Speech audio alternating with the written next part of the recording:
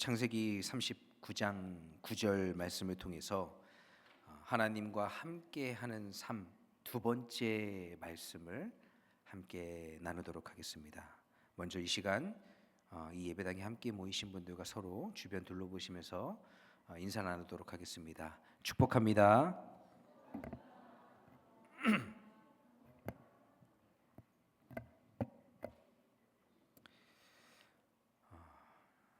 지난주 말씀을 이어서 오늘도 요셉의 이야기를 함께 나누려고 합니다. 여러분, 우리가 요셉하면 떠오르는 단어가 있죠. 그게 뭡니까? 어떤 거요? 자신감 있게 말씀하셔도 돼요. 꿈이죠. 꿈꾸는 자. 요셉은 꿈을 해몽하는 자로 우리에게 잘 알려져 있습니다.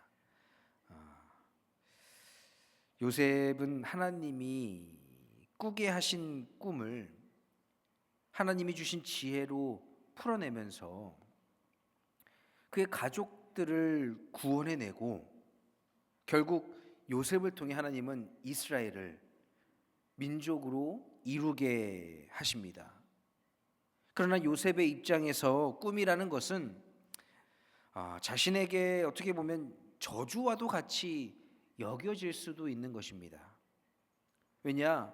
자신이 꾼 꿈을 통해서 그것으로 인해 그리고 그것을 자신의 형제들과 부모와 함께 나눔으로 인해 그는 결국 죽을 위기에 처해지게 되기 때문이죠.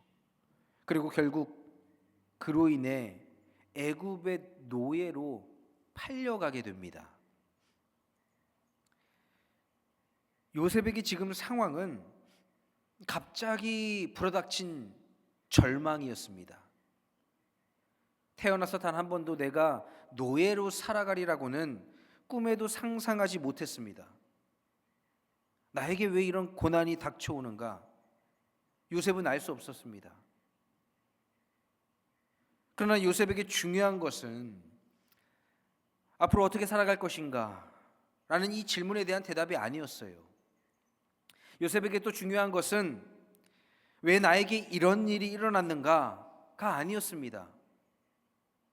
고난과 고통을 대할 때 왜 내게 이런 일이 일어났을까? 여러분, 여기에 속 시원하게 답할 수 있는 사람은 아무도 없습니다. 요셉은 그저 지금 주어진 상황에 최선을 다해 그에게 있어서 지금 가장 중요한 건 최선을 다해 하나님과 동행하며 살아가는 것이었습니다. 우리가 요셉과 같이 하나님과 동행하는 삶, 형통의 삶을 살아갈 수 있는 방법이 있는데 그건 바로 주어진 삶의 자리를 살아내면서 세상 사람들과는 다른 반응을 하는 것입니다. 우리는 세상 사람들과 동일한 조건 속에서, 동일한 환경 속에서 살아가더라도 세상 사람들과는 다른 반응을 내어 놓아야 합니다. 요셉은요, 보디발의 집에서 우리 지난주에 말씀에서처럼 성공한 노예가 되었습니다. 노예들 가운데 가장 성공하게 됐어요. 그러자 요셉은 보디발의 아내의 눈에 띄게 되죠. 아니, 집에 이제 막 들어온 노예가 보디발의 아내 눈에 들어갈 리가 없죠. 그런데 어느 순간 보디발을 통해서 요셉은 집안의 모든 크고 작은 대수사를 관장하고 집을 책임지는 집사 총무의 역할을 감당하게 되자 그때 보디발의 아내의 눈에 띄게 돼요. 그런데 더 놀라운 건 요셉은 성경에서 말하기를 뭐라고 말하냐? 용모가 빼어나고 아름다웠다 라고 말씀합니다. 용모가 빼어나고 아름다웠다. 그러니까 요셉은 가만히 있어도 다른 사람들 눈에 띌 수밖에 없는 사람이에요. 왜? 그는 용모가 빼어나고 아름다웠기 때문이죠. 여러분, 성경을 구약에서부터 신약까지 66권의 성경을 다 뒤져보면 용모에 대해서 아름답다고 평가하는 인물들이 여러 등장합니다. 그런데요, 그 가운데 용모가 아름답다라고 평가받는 남자는요, 딱 몇 명 있을까요? 없어요. 요셉은 일단 지금 말씀하고 있잖아요. 요셉은 용모가 빼어나고 아름답다. 2명 있습니다. 2명. 그 한 명은 바로 요셉이에요. 성경에서 남자를 가리켜서 용모가 아름답다라고 평가하는 인물은 둘이 있는데 그 둘 중에 한 명은 요셉이죠. 나머지 한 명은 누굴까요? 다윗입니다. 다윗. 사무엘상 17장 42절 말씀을 보면요, 블레셋 사람이 둘러보다가 다윗을 보고 업신여기더니 이는 그가 젊고 붉고 용모가 아름다움이라 라고 말씀합니다. 여러분, 그런데요, 이 다윗의 용모를 이야기할 때 아름답다라고 말하는데, 이 블레셋 사람들이 다윗을 보고 평가한 이 외모는 우리가 생각하는 것처럼 잘생김, 멋짐, 이것에 대한 평가가 아니에요. 어떤 평가입니까? 다윗의 용모를 평가할 때는 다윗의 용모를 아름답다고 말한 것은 부정적인 의미로 사용된 겁니다. 아니, 저렇게 여리여리하게 생긴 게 뭐 우리를 대적해서 싸움이나 할 수 있겠어? 라는 그런 표현이죠. 그러나 요셉은 달라요. 그는 진짜 용모가 빼어나고 아름다웠다라고 말씀합니다. 얼마나 잘생겼을까요? 여러분이 지금 떠오르는 잘생긴 사람 떠오르면 누가 있습니까? 장동건. 그렇죠. 잘생겼어요. 또 누가 있어요? 배용준. 요즘엔 TV 안 나오는 사람들인데. 또 누구 있습니까? 누구요? 남궁.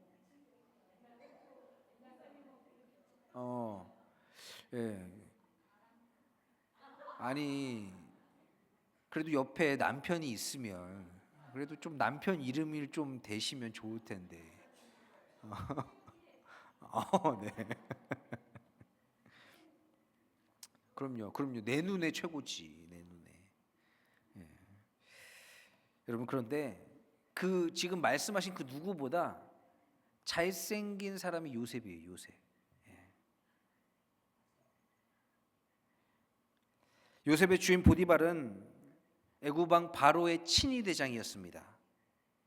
애굽왕 바로가 이 멀리 다른 곳에 시차를 나가거나 전쟁을 하러 나가게 되면 항상 곁을 지켜야 하는 사람이 바로 친위 대장 보디발이죠. 보디가드의 역할을 하는 거예요. 그래서 이 보디발은 집을 비우는 일이 많이 있었습니다. 그래서 요셉에게 자신의 집안 살림을 다 맡겼죠. 그런데 언젠가부터 이 보디발의 아내가 보디발이 집을 비우기만 하면 왠지 모르게 요셉이 느끼기에 자신을 유혹하는 것처럼 느꼈습니다. 보는 눈이 약간 좀 야릇하고 이상하고, 왜 저렇게 나를 볼까? 괜히 왜 내 몸에 잠깐 터치를 하고 그럴까? 처음에는 내가 착각한 거겠지라고 생각을 했어요, 요셉이. 그런데 날이 가면 갈수록 그 강도가, 유혹의 강도가 점점 더 세졌습니다. 어느 날 보디발의 아내가 이제는 대놓고 요셉에게 이야기해요. 나와 동침하자라고 말이죠. 그렇게 요구를 합니다. 여러분, 세상적으로 봤을 때 보디발의 아내의 이와 같은 요구는 어떻습니까? 요셉에게 있어서는 출세할 수 있는 엄청난 기회예요. 왜 그러냐? 여러분, 보디발이 집을 비우면 그 집의 주인은 누굽니까? 보디발의 아내죠. 안주인이라고 우리 그렇게 얘기하지 않습니까? 이 여인의 남편은 직업이 뭐예요? 군인이자 왕의 친위 대장이에요. 왕실은요, 늘 암투가 있는 곳입니다. 권력을 차지하고자 하는 자, 권력을 지키고자 하는 자와 서로 간에 싸움이 늘 벌어지는 곳이죠.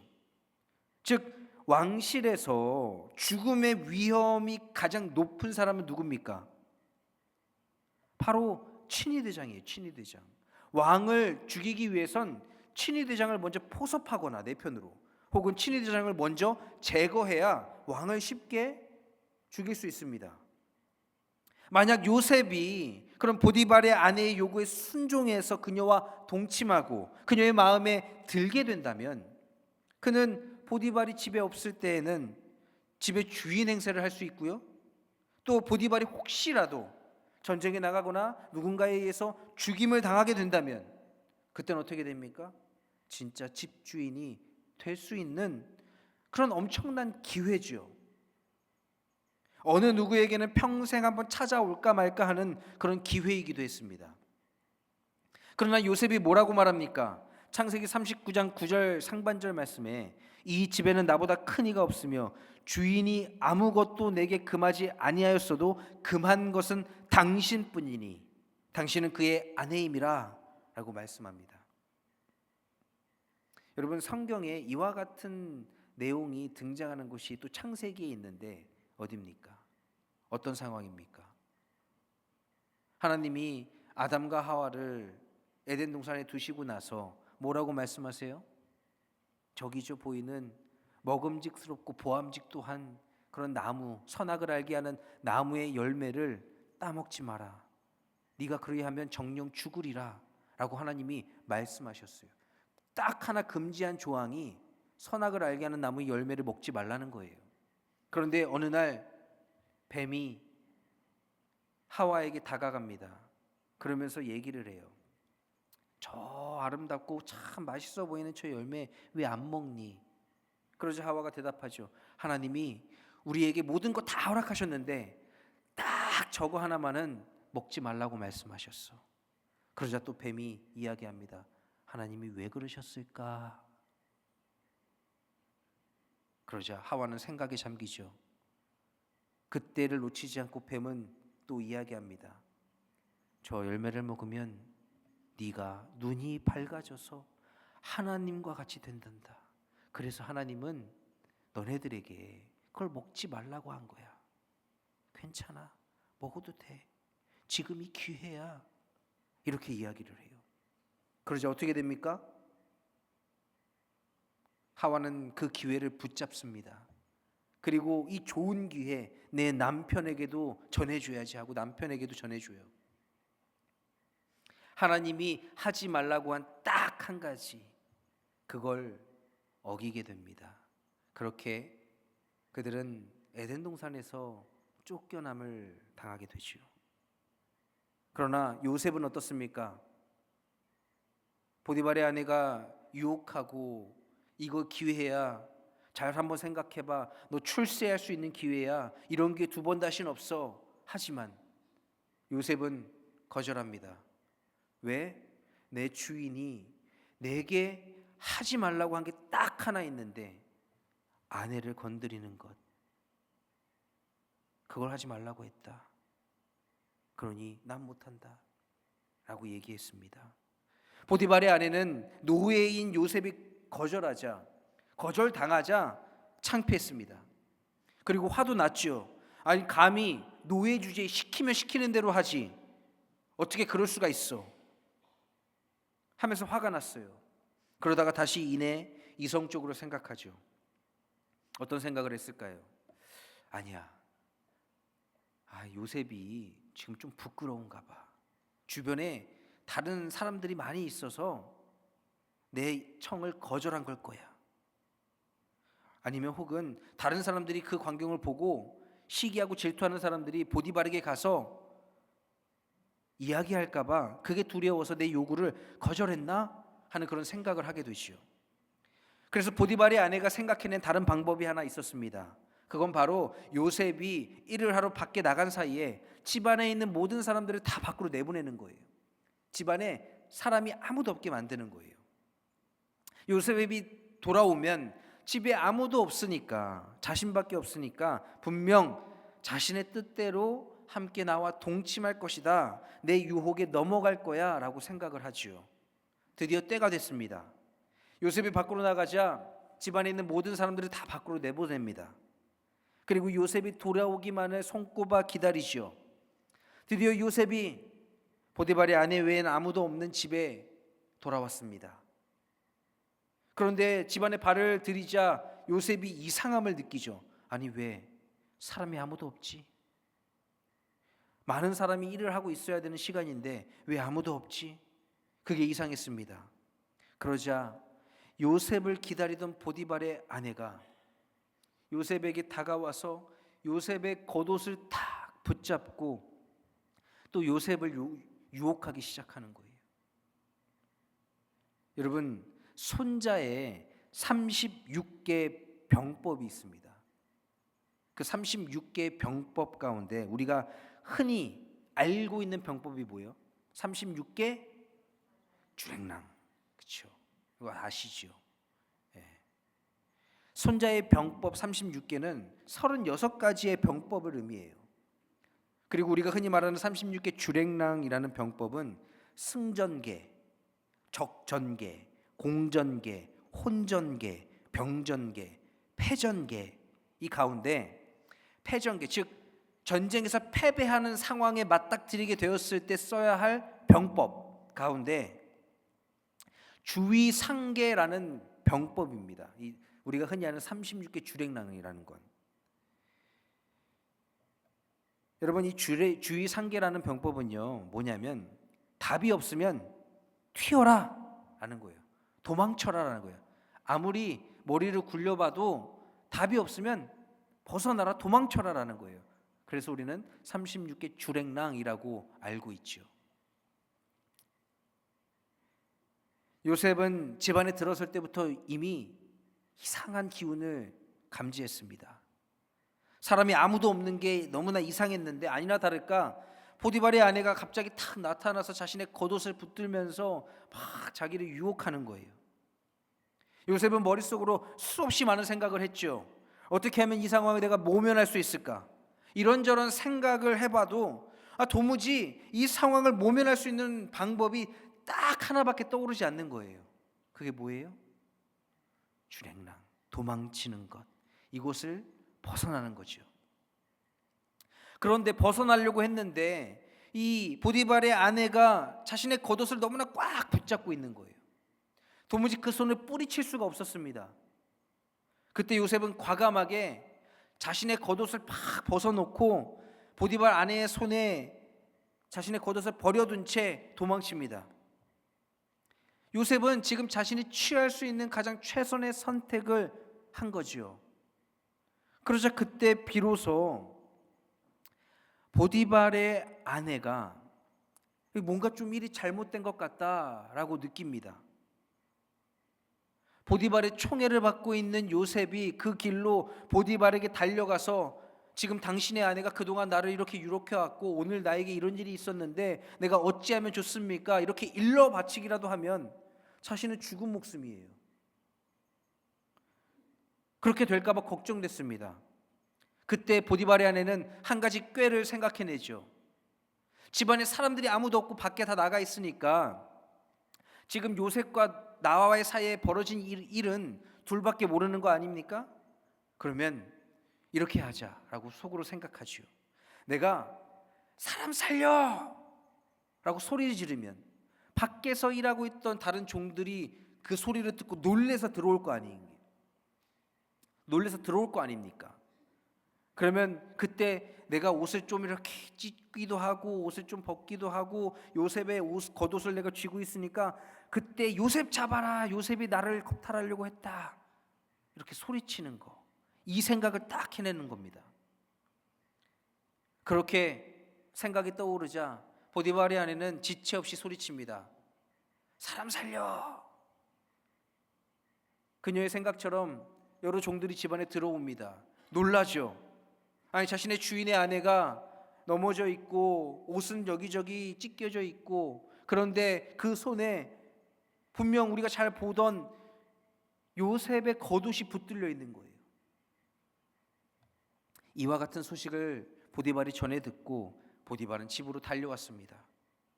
자신의 아내의 손에 들린 요셉의 겉옷, 그리고 자신의 집에 다른 종들이 목격한 바를 말하는 것을 듣고는 보디발은 확신했습니다. 요셉이 자신의 아내의 말처럼 죄를 저질렀구나 라고 말이지요.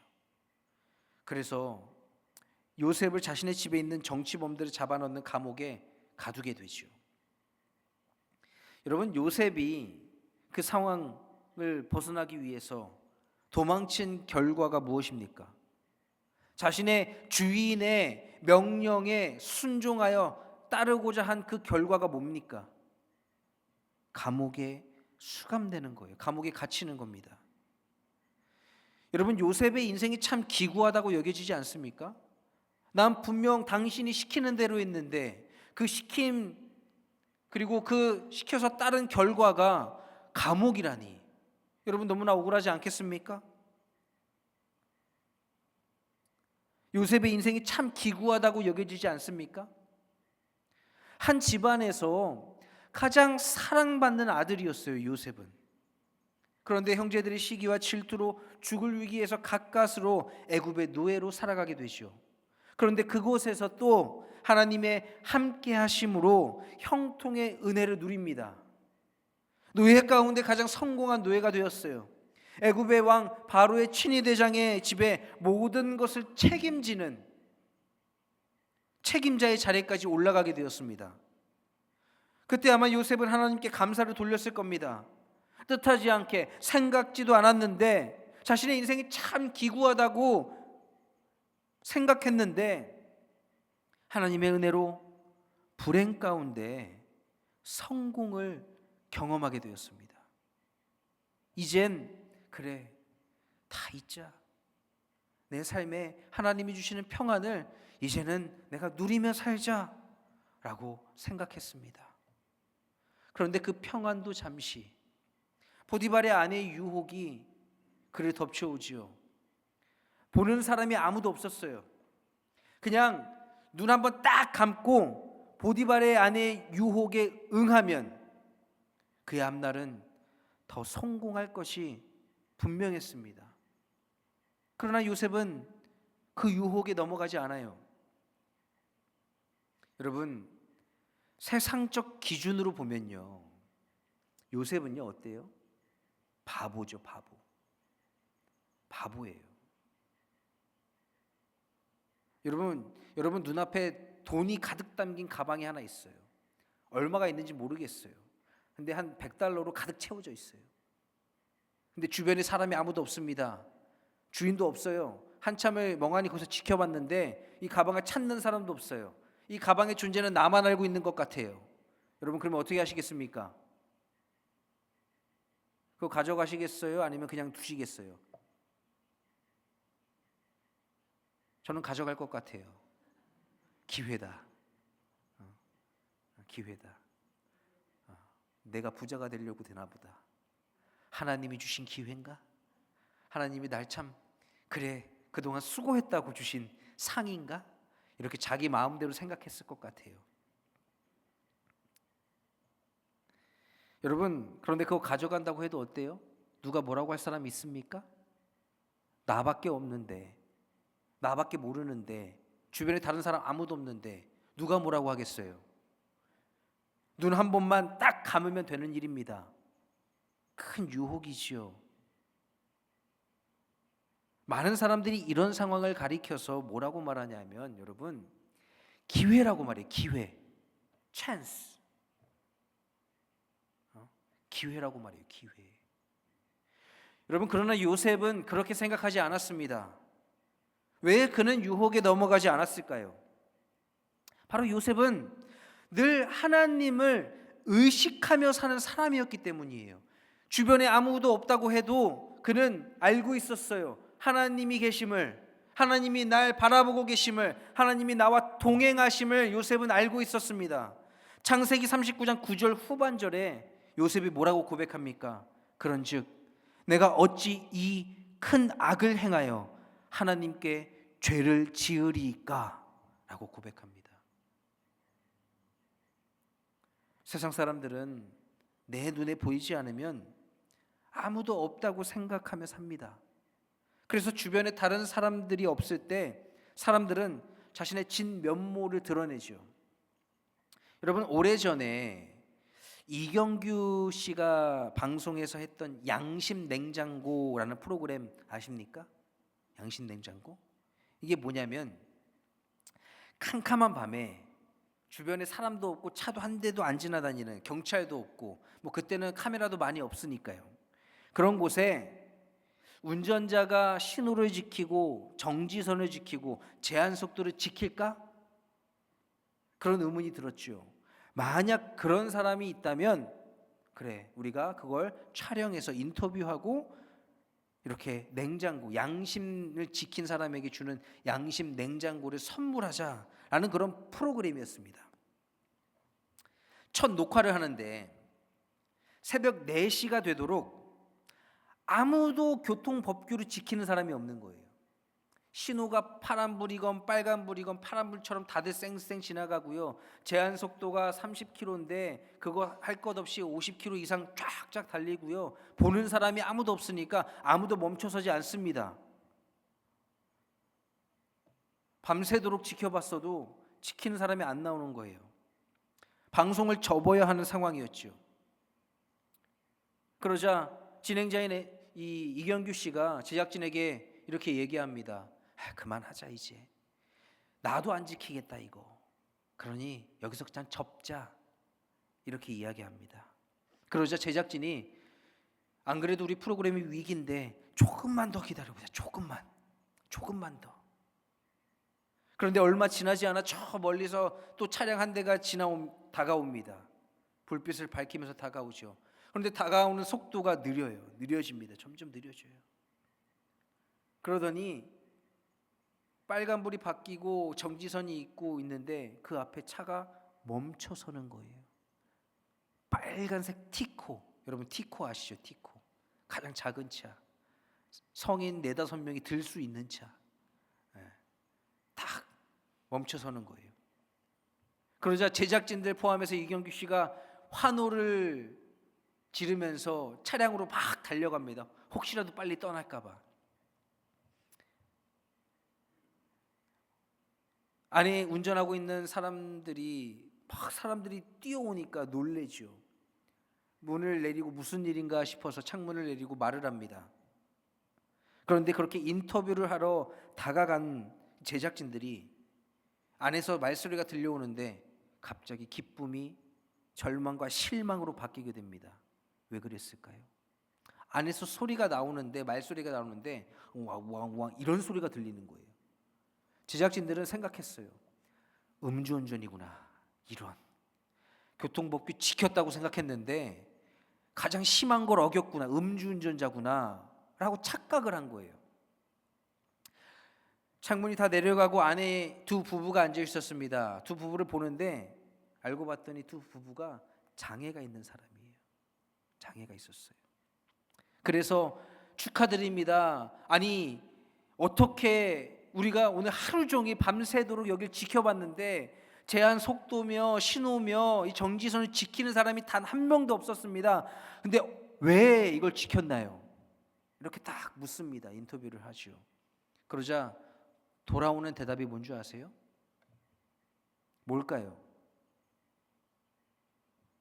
제가 늘 하던 대로 한 겁니다 라고 이야기하는 거예요. 늘 지키는 거예요. 늘 지키는 거. 이 사람은 늘 그렇게 합니다 라는 말이죠. 누가 보건 안 보건, 사람이 보건 안 보건 지켜야 하는 것이기에 늘 지킨다라는 말이에요. 여러분, 다니엘 6장에 보면 다니엘과 친구들은 포로로 잡혀갔습니다. 그런데 다니엘은 다리오 왕의 눈에 띄게 되죠. 왕이 보기에도 이 청년이 너무나 바르고 너무나 총명하고 신의가 두텁기에 나라를 다스리는 3명의 총리 가운데 한 명으로 세웁니다.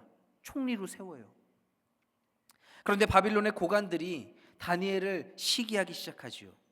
자신들은 바빌론 시민이고 뼈대 있는 가문의 사람이고 나도 배울 만큼 배운 사람인데, 아니 왕이 어찌 우리를 내두고 저 이방인 포로로, 나라가 망해서 포로로 잡혀온 이 다니엘을 나라를 다스리는 총리 3명 가운데 1명으로 세웠는가 하는 마음에 다니엘을 질투하고 시기합니다.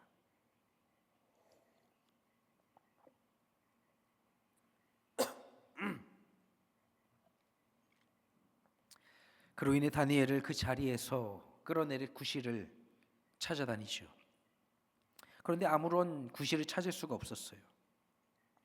그런데 이 고관들이 한 가지 꾀를 찾아냅니다. 오랫동안 어떻게 하면 저 다니엘을 쓰러뜨릴 수 있을까, 넘어뜨릴 수 있을까 감시한 결과 이 다니엘이 매일 정한 시간에 어디로 사라지는 거예요. 알고 봤더니 그가 그 고국에서부터 섬기던 여호와 하나님께 기도를 하는 거예요. 그 시간에. 이것으로 함정을 만들지요. 고관들이 왕에게 가서 이야기합니다. 지금부터 30일 동안 왕 외에 다른 신에게나 다른 사람들에게 기도하고 구하는 사람은 지위를 막론하고 그 사람을 사자굴에 넣자라고 이야기합니다. 죽이자는 거죠. 왜 그렇습니까? 그때 당시에 고대 사회에서는 왕은 곧 신이에요. 모든 백성들이 섬겨야 할 대상은 다른 게 아니라 왕이었습니다. 왕이 듣기에도 그럼직해요. 그러자 고관들은 거기서 멈추지 않고 왕에게 더 이상 되돌릴 수 없는 조서를 작성해서 왕의 인장을 찍어서 전국에 반포하자고 말합니다. 왕이 그렇게 하자고 하지요. 아니나 다를까 다니엘을 감시하던 중에 다니엘이 자신이 섬기는 여호와 하나님께 기도하는 모습을 고관들이 발견해요. 당연한 결과였습니다. 다니엘은 누가 보건 안 보건 늘 그 시간에 하나님께 기도하던 사람이었어요. 그리고 그들은 그 길로 곧장 왕에게 가서 이와 같은 사실을 알리죠. 그 이야기를 듣는데 왕은 안타까웠습니다. 이 다니엘을 너무나 총애했어요. 다니엘을 구하고 싶었습니다. 그러나 구할 방도를 도무지 찾지 못했지요. 그래서 어쩔 수 없이 다니엘을 사자굴에 넣기로 합니다. 그때 다리오 왕이 다니엘에게 한 말이 있어요. 뭐라고 말하냐? 다니엘 6장 16절 말씀에 왕이 다니엘에게 이르되 내가 항상 섬기는 너의 하나님이 너를 구원하시리라 하니라 라고 말씀합니다. 이 왕도 알고 있었어요. 이 다니엘이 항상 섬기는 신이 있는데 여호와 하나님이라는 신을 이가 항상 섬기는구나 라는 걸 알고 있었습니다. 그때 사자굴에 넣기로 결정하면서 다니엘에게 이야기하죠. 내가 안다. 미안하다. 그런데 난 확신한다. 네가 섬기는 항상 누가 보건 안 보건 섬기던 너의 여호와 하나님이 너를 지키실 거다. 너를 구원하실 거야. 그 믿음으로 다니엘을 사자굴에 넣습니다. 사랑하는 참사랑교회 성도 여러분, 요셉이 형통한 삶을 살 수 있었던 이유가 뭡니까? 하나님이 항상 요셉과 함께 하신 이유가 무엇입니까? 요셉은요, 늘 하나님을 생각했어요. 항상 하나님을 섬겼습니다.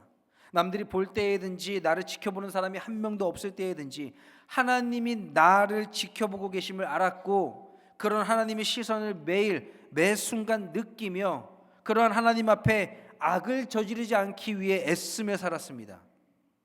아무도 없는 그런 공간에서 보디발의 아내가 유혹했을 때 보디발의 아내는 당연히 요셉이 자신과 동침할 거라고 이 기회를 잡을 거라고 생각했습니다. 아무도 없는데 인생 절호의 기회인데 바보가 아닌 이상에 아무리 바보라고 해도 이 기회를 날려버릴 건 아니겠지 하는 그런 확신을 가졌습니다. 그러나 요셉은 그곳을 한달음에 뛰쳐나가요. 왜 그랬을까요? 하나님의 시선을 요셉은 느끼고 있었어요. 그래서 하나님께 내가 이 악을 행할 수 없다라고 이야기합니다. 요셉의 입장에서는 아무도 없는 게 아니었어요. 요셉의 입장에서는 그건 기회가 아니었습니다. 하나님이 계셨고 하나님이 나를 보고 계셨습니다. 내가 그런 하나님 앞에 악을 저지를 수는 없었죠.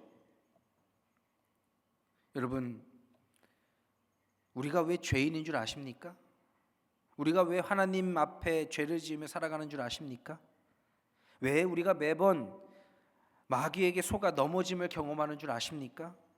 그 이유는 죄의 유혹을 우리는 기회라는 말로 포장하기 때문이에요. 죄의 유혹을 기회라고 포장하기 때문이에요. 죄의 유혹을 성공이라는 말로 포장하기 때문입니다.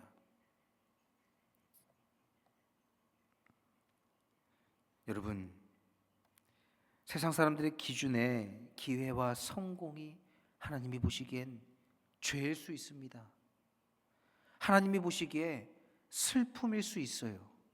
하나님을 믿는다고 말하면서 하나님을 매 순간 의식하지 않고 사는 사람은 진정 하나님을 믿는 사람이 아닙니다.